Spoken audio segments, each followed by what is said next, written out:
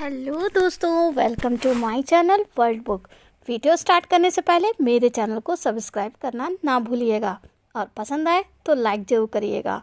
आज हम बात करेंगे लेखक अशनीर ग्रोवर द्वारा लिखित पुस्तक दोगलापन। दोस्तों, अशनीर ग्रोवर भारत के जाने माने एंटरप्रेन्योर हैं। सबसे पहले उन्होंने अलविंदर ढींढसा के साथ ग्रूफर नाम की स्टार्टअप शुरू की थी। उससे निकलने के बाद उन्होंने भारत पे नाम की कंपनी भी शाश्वत नाकर्णी के साथ मिलकर शुरू की, जो आज भारत की एक बहुत प्रसिद्ध यूनिकॉर्न बन चुकी है। ये कंपनी डिजिटल पेमेंट तथा छोटे बिजनेस को ऑनलाइन लोन देने का कार्य करती है। हाल ही में अशनीर ने अपने अनुभवों के आधार पर इस दोगलापन नामक किताब को लिखा। चलिए इसकी बुक समरी को सुनते हैं। अध्याय 1, डोंट ट्रस्ट पीपल ब्लाइंडली। जब अशनीर अमेरिकन एक्सप्रेस कंपनी के लिए काम करते थे तो उनकी मुलाकात अलविंदर ढींढसा से हुई। उस समय अलविंदर ग्रूफर स्टार्टअप शुरू करने जा रहे थे। उन्होंने अशनीर से कहा कि मुझे इन्वेस्टर्स के लिए प्रेजेंटेशन बनाने में मदद करो। अशनीर ने एक बहुत अच्छी प्रेजेंटेशन बनाई और उन्हें फंडिंग मिल गई। इससे प्रभावित होकर अलविंदर ने अशनीर से कहा कि आप भी हमारी स्टार्टअप में पार्टनर बन जाओ। लेकिन उस समय अमेरिकन एक्सप्रेस से अशनीर को 80 लाख महीने की सैलरी मिलती थी। अलविंदर ने कहा कि हम तुम्हें 40 लाख दे सकते हैं और 40 लाख के ग्रूफर के शेयर्स भी देंगे।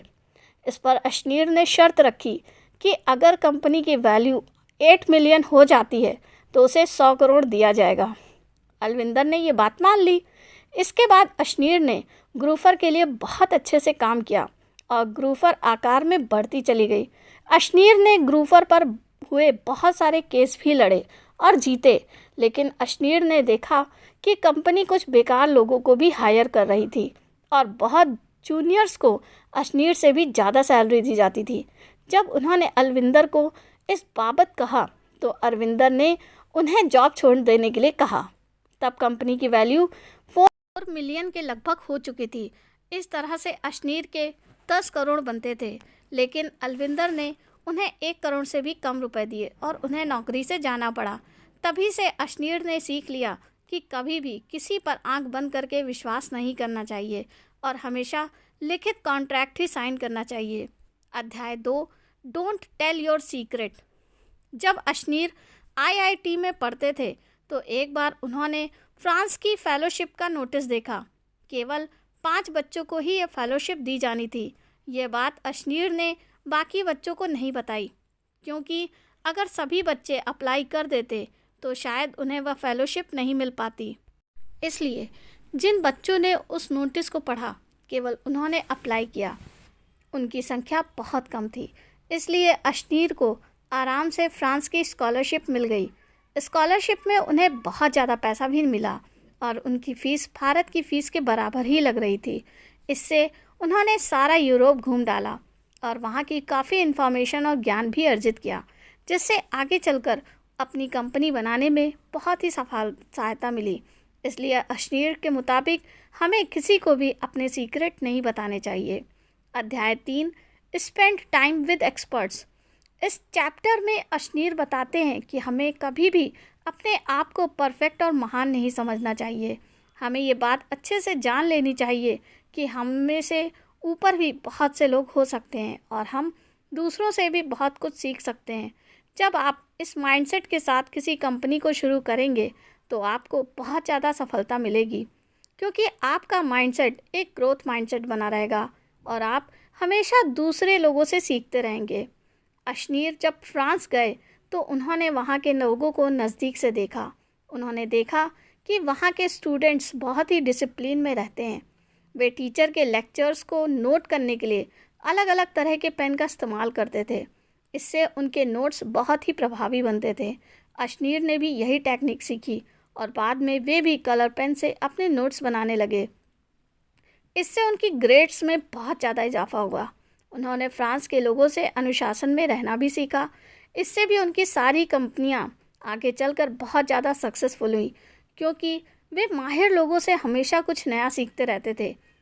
दोस्तों, अध्याय 4 की बात करते हैं। ये परफॉर्मेंस टू फैमिली। कुछ लोग अपने काम धंधे में इतने मशगूल रहते हैं कि वे अपनी फैमिली को ही भूल जाते हैं, लेकिन अश्नीर के मुताबिक ऐसा करना गलत है।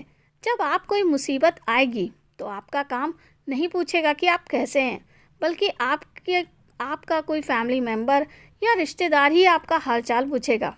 बुरे वक्त में भी ये लोग ही आपके काम आएंगे। 20 साल पुराना दोस्त आपको धोखा दे सकता है, लेकिन आपके फैमिली मेम्बर कभी भी आपको धोखा नहीं देंगे। इसलिए अश्नीर कहते हैं कि जब आप कोई कंपनी शुरू करें तो उसमें अपने रिश्तेदारों या फैमिली मेम्बर्स को भी उचित पोजीशन दें। इससे आपकी कंपनी कभी भी डूब नहीं सकती, क्योंकि आपकी फैमिली मेम्बर्स जी जान से आपकी भलाई के लिए काम करेंगे। और कोई आपकी कंपनी में गलत कार्य कर रहा होगा तो इसका फीडबैक आपको मिलता रहेगा। अश्नीर कहते हैं कि इसीलिए उन्होंने अपनी पत्नी माधुरी को हमेशा अपने बिजनेस में साथ रखा। भारत में बहुत सारे सफल बिजनेस इसलिए सफल हुए क्योंकि उन्हें पूरा परिवार मिलकर चलाता है, जैसे हिंदुजा ब्रदर्स या जीरोधा के कामत ब्रदर्स आदि। इसलिए परिवार बहुत महत्वपूर्ण है। अध्याय 5, job can't make you rich. Ashneer कहते हैं कि जॉब से आज तक ना कोई रिच बना है, ना कभी बनेगा। भारत की मिडिल क्लास फैमिली की यही मानसिकता होती है कि उन्हें कोई सरकारी जॉब मिल जाए, इसके बाद वे सारी ज़िंदगी बंधी बंधाई तनख्वाह पर काम करते हैं। कुछ सालों में थोड़ी बहुत इंक्रीमेंट होती है, लेकिन फिर भी वह आमदनी किसी आदमी को करोड़पति या अरबपति नहीं बना सकती। यहाँ तक कि डॉक्टर की महीने की 2 लाख की सैलरी भी अगर आप कैलकुलेट करें तो उसे करोड़पति बनने में काफ़ी सालों लग जाएंगे। तब तक तो डॉक्टर बूढ़ा हो चुका होगा। बुढ़ापे में वह उस पैसे से एंजॉय ही नहीं कर पाएगा। इसलिए हमें अपनी सरकारी नौकरी की मानसिकता को बदलना होगा। शुरू में कुछ सालों तक हम नौकरी कर सकते हैं, उससे होने वाली सेविंग से आप कोई छोटा मोटा बिजनेस आदि करने की भी सोच सकते हैं। अश्नीर कहते हैं कि उन्होंने काफ़ी सालों तक अमेरिकन एक्सप्रेस, पीसी ज्वेलर्स आदि कंपनीज में काम किया था, लेकिन जॉब करते हुए उन्हें पता चला कि इससे वे कभी भी अमीर नहीं बन पाएंगे। इसलिए उन्होंने अपनी नौकरी छोड़ दी तथा एक एंटरप्रेन्योर बनने की सोची। अध्याय 6, business makes you rich. Ashneer कहते हैं कि अगर आप लाइफ में आगे बढ़ना चाहते हैं तो आपको कोई बिजनेस कंपनी या स्टार्टअप शुरू करने के बारे में सोचना चाहिए। आज इंटरनेट के माध्यम से आप ऑनलाइन भी अपना छोटा बिजनेस शुरू कर सकते हैं। शुरू में blogging, affiliate marketing, digital marketing, freelancer, agency आदि जैसे छोटे बिजनेस ऑनलाइन भी शुरू कर सकते हैं। सबसे पहले आप जॉब के साथ साथ ही इन चीज़ों को करें।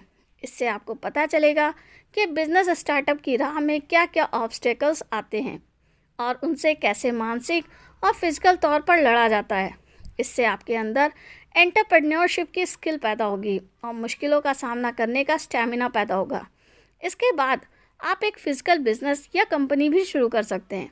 जब कंपनी या बिजनेस बड़े हो जाते हैं तो करोड़ों अरबों की कमाई होती है और इसी से आदमी नौकरी के मुकाबले जल्दी अमीर बनता है। अध्याय 7, लर्न टू डेलीगेट। जब भी हम कोई कंपनी या स्टार्टअप शुरू करते हैं तो हम सारे काम खुद करने लगते हैं। इससे हम मानसिक रूप से बहुत ज़्यादा थक जाते हैं। इसे बर्न आउट कहते हैं। इससे हम कुछ भी क्रिएटिव नहीं सोच सकते, साथ ही किसी मुसीबत से लड़ने की एनर्जी भी नहीं रहती। इससे कंपनी धीरे धीरे डूबने लगती है। कई बार तो हम चीज़ों को माइक्रो मैनेज करने लगते हैं। हमें लगता है कि हर चीज़ हमें खुद ही करनी चाहिए, लेकिन अश्नीर कहते हैं कि हमें अपने माइंडसेट को बदलना होगा। हमें एक्सपर्ट लोग हायर करने चाहिए, फिर हमें उन पर विश्वास रखना चाहिए। उन्हें काम की पूरी जिम्मेवारी सौंप देनी चाहिए। बीच बीच में उनसे फीडबैक लेते रहना चाहिए। दोस्तों, लेकिन ऐसा नहीं हो सकता कि हम 24 घंटे उनके साथ बैठकर ही उस काम को करें। हमें आदमी के टैलेंट को देखकर ही उसे जिम्मेवारी सौंपनी चाहिए। हर व्यक्ति हर चीज़ में एक्सपर्ट नहीं हो सकता, इसलिए जो जिस काम में एक्सपर्ट है उसे वही काम दें। मेरी ये बुक समरी यहीं पर समाप्त होती है। दोस्तों, आपको मेरी ये वीडियो कैसी लगी कमेंट करके ज़रूर बताइएगा। थैंक यू, धन्यवाद।